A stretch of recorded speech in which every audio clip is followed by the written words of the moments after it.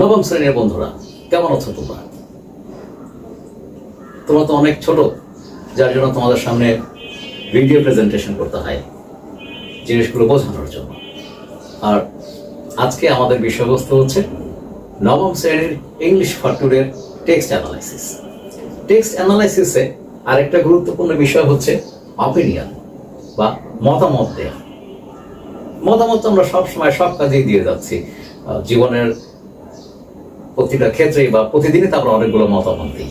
তো আমাদের English first paper বইতেও মতামতের ব্যবস্থা করতে হবে। এটাকে বলা হয় অপিনিয়ন। অপিনিয়ন মানে কি? তোমার মতামত কি, তুমি কি বলতে চাও।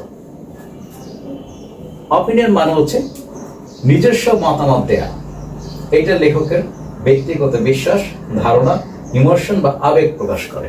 অর্থাৎ আমি যদি কোনো একটা কিছু লিখি, সেই বিষয়টা সম্পর্কে আমার যে আবেগ, আমার যে নিজস্ব চিন্তা ভাবনা, সেটা হচ্ছে আমার অপিনিয়ন। তুমি যদি কোনো কিছু লিখো, তাহলে সেই বিষয়ে তোমার চিন্তা ভাবনা, তোমার যে আবেগ, সেটাই হচ্ছে তোমার অপিনিয়ন। অপিনিয়ন লিখতে গেলে কিছু ফ্রেজ জানতে হবে।